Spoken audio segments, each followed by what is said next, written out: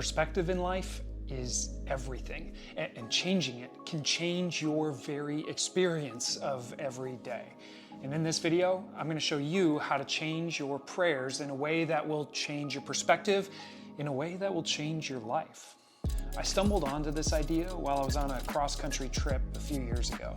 We were driving from Denver, Colorado, all the way across the country to Michigan. If you're not familiar with U.S. geography, I'll just tell you, Denver is beautifully nestled in the Rocky Mountains, but once you start heading east and those mountains are in the rearview mirror, it is nothing but straight, flat driving.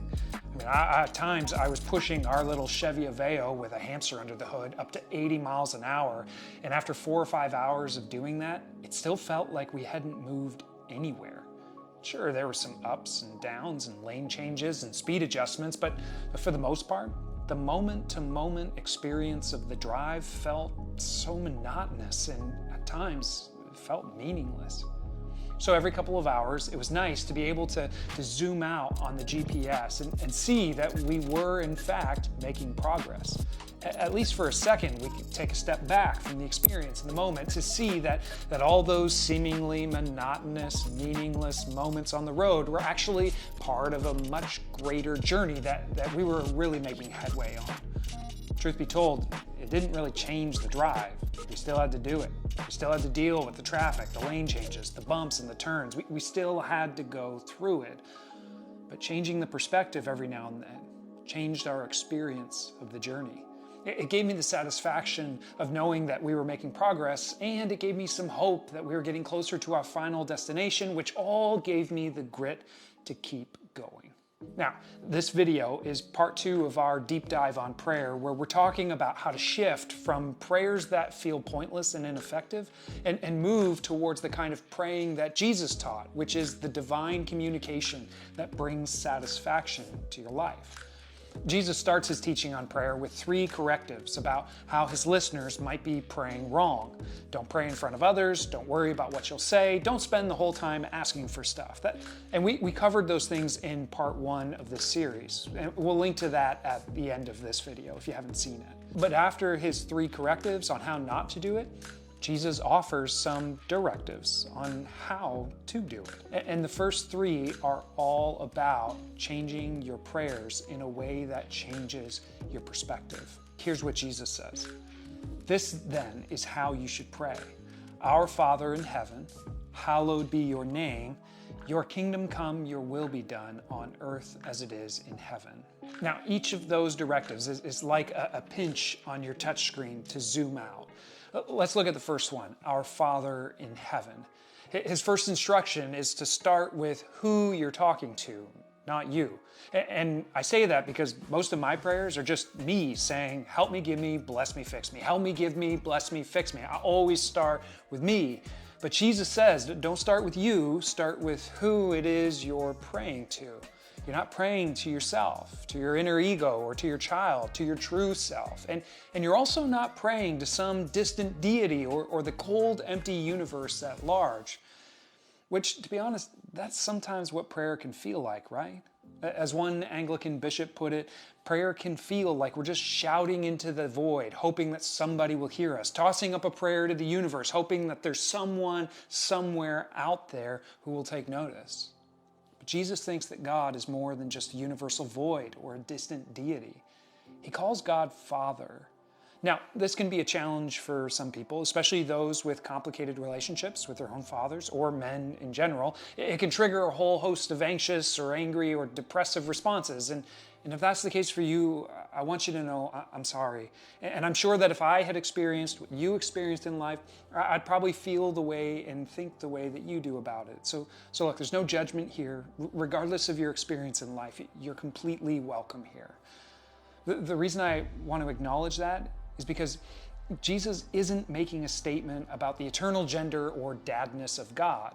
Whether God is male or female is an altogether, interesting discussion, but not really the point here.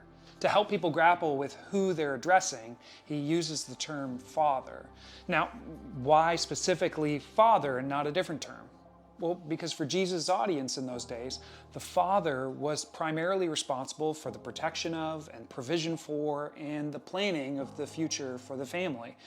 Protection, provision, future planning aren't necessarily a father's job alone anymore. I mean, we've shifted and changed and evolved when it comes to what we expect of our fathers and mothers today in our society. But for Jesus' original audience, this was an association that made sense to them. Jesus' point here is that when you pray, you're addressing the one who's responsible for your protection, your provision, the future planning, the one who holds your whole existence in his hands. But more than just an earthly father, this being that you're addressing is also a heavenly one. God isn't like the flawed earthly idols or gods or fathers that you've known. He's above, he's beyond, he's outside of it all. To address him as Father in heaven, then, is to affirm that God has a different vantage point from which to view all of reality. I mean, we tend to see things as we experience them, moment to moment, but God holds everything at once, past, present, and future, all at the same time.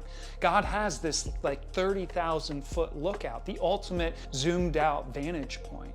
But as we'll see later, he still cares about the twists and turns, the ups and downs of your journey, your heartbreak, your loss, your disease, your difficulty. He sees the whole journey, and yet he cares for the monotonous and seemingly meaningless, painful, horrible moments of your life. If you want to change your experience of life, change your perspective. But in order to do that, you need to change how you start your prayers. Don't start with you, says Jesus. Start with who it is you're talking to. The one who's your ultimate provider, the one who has a plan for your life even when you don't see it. A Father in heaven, that's your who. Which leads into the second instruction to help us make that zoom out shift. Hallowed be your name. This is definitely not a phrase that we're used to using in our everyday language, right? I mean, we don't ask people to hallow anything. The only cultural reference that I can think of would maybe be the last book of the Harry Potter series called The Deathly Hallows. I mean, the only other time that you might hear the word hallow is when it's connected to Halloween. I mean, is Jesus telling us to ask for something spooky here? No, not at all. To hallow something is to make it holy. But that doesn't really clear it up, because I think often holiness in our minds is a synonym for perfection. That's not actually true. To make something holy simply means to set it apart from all the others. For example, Alana and I have a very special set of dishes that we got as wedding gifts.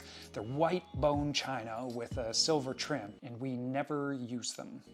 I mean, we have hallowed those plates. We made those plates holy. We set them apart from all the other plates for a special purpose. Not that I know what that purpose is. All I know is that they have to be hand washed.